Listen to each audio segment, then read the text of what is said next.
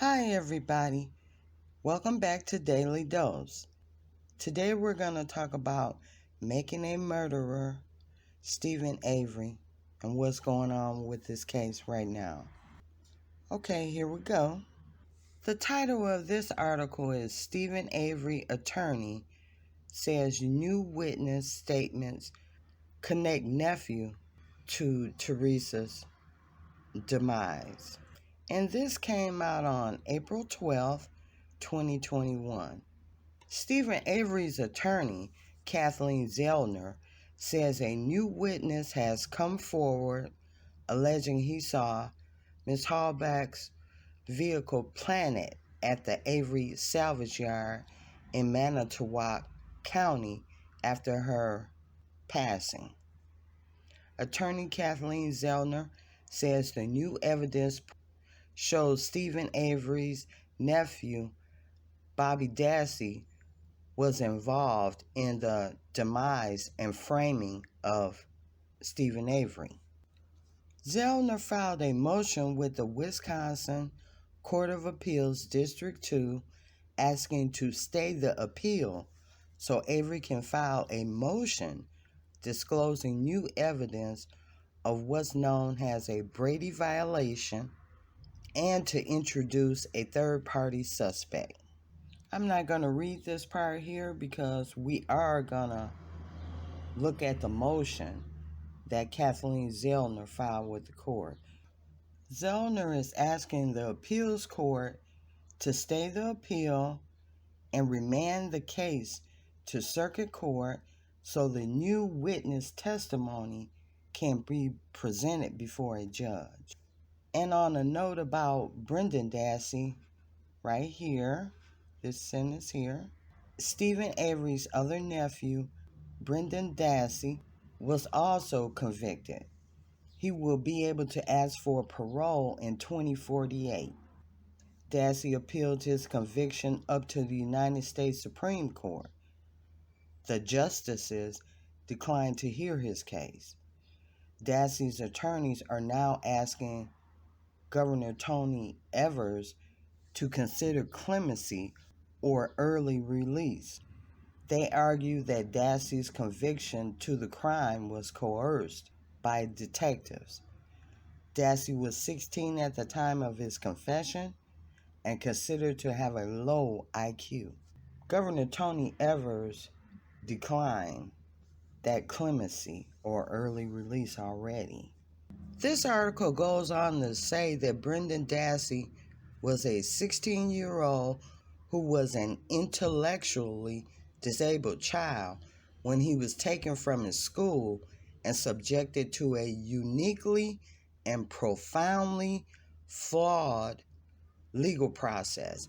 That process rightly sought justice for Ms. Hallback, but it wrongly took a confused child's freedom in payment for her loss.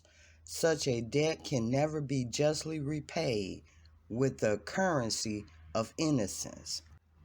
And that's the statement that's in the clemency petition for Brendan. So now let's go to the next article that's talking about Stephen Avery. And this says, twists and turns, a potential new witness for Stephen Avery could add yet another step in his appeal. And this comes from the Appleton Post-Crescent, and it came out on April 26, 2021. I'm not going to read the whole thing as before. Zellner filed court documents on April 12, claiming that a new witness delivery driver, who is Thomas Sowinski, saw a shirtless Bobby Dassey, Brendan Dassey's brother, and Avery's nephew, and an unidentified older man pushing a Toyota RAV4 down Avery Road towards the junkyard in the early morning hours of November 5, 2005. Sowinski drove past the two men and delivered newspapers to a mailbox. then turned around and began to drive off the property. But Bobby Dassey attempted to step in front of his car to block him from leaving, the court documents say. Sawinski came within 5 feet of Bobby Dassey, and his headlights were on Bobby during this entire time. Then Sawinski swerved into a shallow ditch to escape. Sawinski says he called out, "Paperboy gotta go," because he was afraid for his safety, and that was in a signed affidavit. Sawinski says, "Bobby Dassey looked me in the eye, and I could tell with the look in his eyes that he was not happy to see me there." Kathleen Zellner, in an 11-page document detailing Sawinski's claims, asked the appeals court to put Avery's current appeal on hold and send his case back to circuit court to deal with the new claims. Now I'm going to read this paragraph here, which says, if the appeals court does grant Avery's latest request, the current appeal would be paused and the case would be sent back to circuit court, where a judge would have to consider all of the evidence presented at trial and decide if these new claims would have led to a different outcome. Okay, let me stop there. The current appeal they're talking about is the video that I posted prior to this. And that current appeal is Stephen Avery presents new evidence. Okay, so let's continue. And this says the suppressed evidence was favorable to the defendant. The court documents say, and pivotal to the outcome of Avery's trial, because it would have destroyed entirely the credibility of Bobby as the state's primary witness, established that Bobby was directly involved in the demise of Teresa, and established that Bobby planted evidence to frame his uncle. I want to stop there. Why would Bobby do this to his own brother? I don't know. Makes no sense to me. This also says that Zellner investigated Sawinski's claims over a period of more than 3 months after Sawinski contacted her law firm on December 26, 2020, a process that involved multiple background checks and interviews along with a review of prior evidence in the case, according to court documents filed with the appeals court. Okay, that's going to do it for me for the articles. Now, let's go to the motion that Kathleen Zellner filed with the court. And as you can see up at the top is the motion for remand and stay of appeal, and it was filed on April 12, 2021. Now it's saying that this remand is for petitioner to file a supplemental post-conviction motion disclosing new evidence of a Brady violation and a third-party Denny suspect. This motion is 11 pages long, as you can see up at the top. Forgot to say that part. And here, I'm not going to read the whole thing. I'm just going to say a little bit of it. This motion asks the court to stay this appeal and remand for Mr. Avery to supplement his post-conviction motion with a new witness affidavit establishing a Brady violation and a third-party Denny suspect. In support of said motion, Mr. Avery states as follows. Brady violation. On April 11th, 2021, a new witness, Thomas Sawinski, came forward to Mr. Avery's current post-conviction counsel and attested to the following. Mr. Sawinski was a motor route driver for Gannett Newspapers, Inc., and delivered papers to the Avery salvage yard in the early morning hours of November 5th, 2005. Prior to delivering the newspapers to the Avery salvage yard, he turned onto the Avery property and witnessed two individuals, a shirtless Bobby Dassey and an unidentified older male, suspiciously pushing a dark blue RAV4 down Avery Road towards the junkyard. The RAV4 did not have its lights on. After Mr. Sawinski drove by Bobby and the other individual and delivered the papers to the Avery mailbox, he turned around and drove back towards the exit. When he reached the RAV4, Bobby attempted to step in front of his car to block him from leaving the property. Mr. Sawinski was within 5 feet of Bobby, and his headlights were on Bobby during this entire time.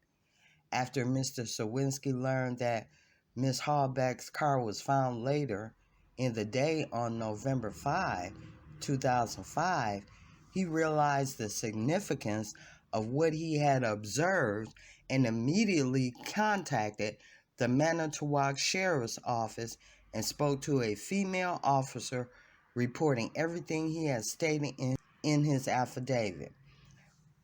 The officer said, "We already know who did it." Mr. Sawinski provided his phone number and was told that the Manitowoc Sheriff's Office would contact him, but it never did.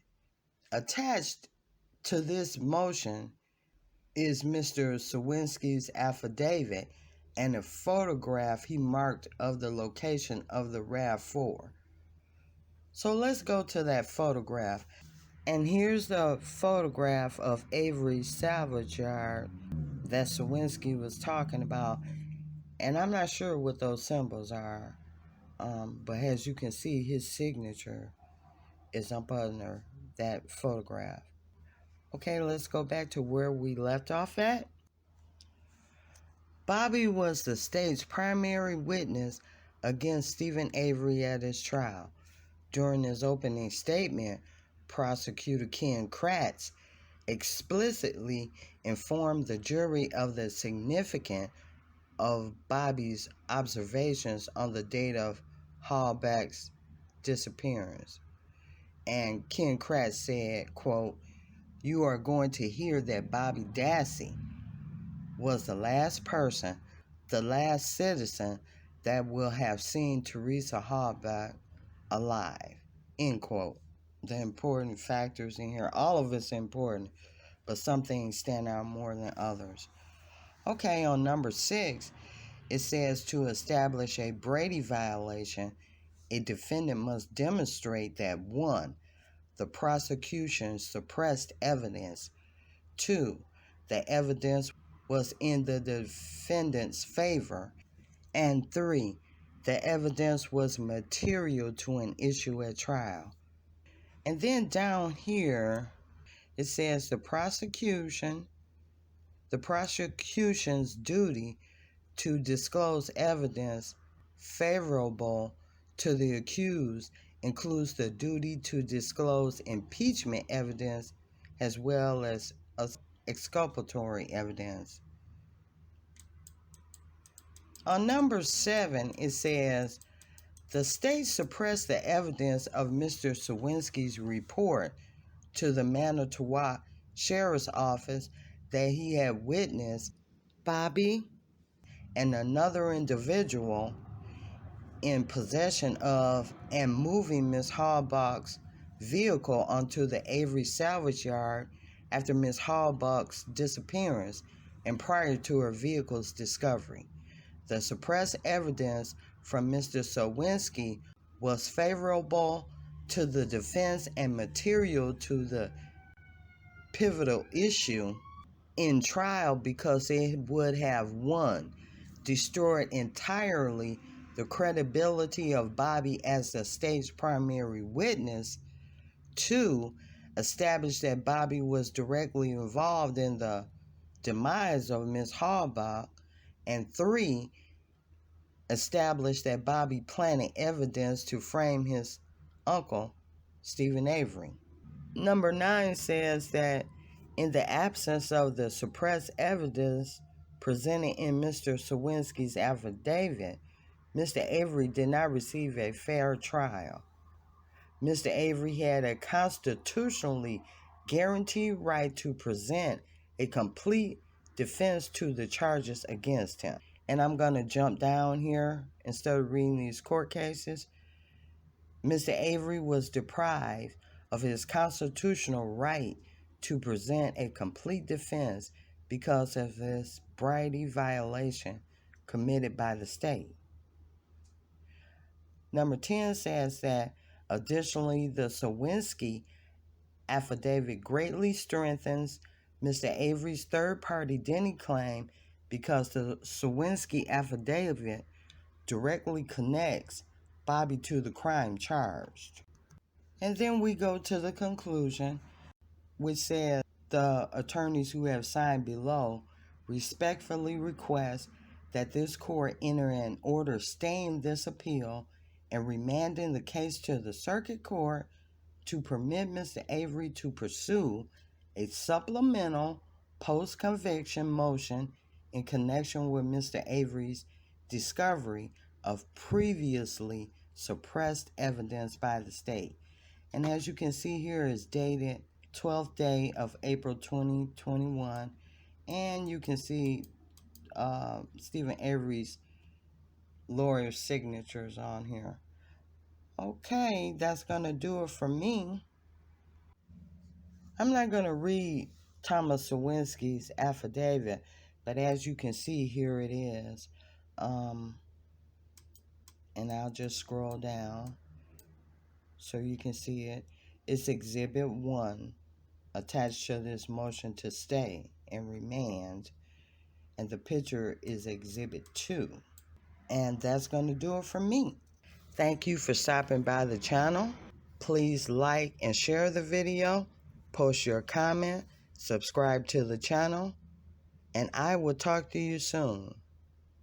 But before I leave, make sure you subscribe to the channel so you can get the notifications when I upload a new video, because the state has answered or responded to this motion to stay. So that's next up on my video list. Okay, thanks for stopping by. Bye. This is a PS to the video I just did. Dolores Avery, the mother of Stephen Avery, has passed away.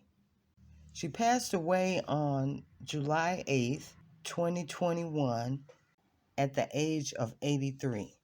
Miss Dolores was featured in the Netflix docuseries about Stephen.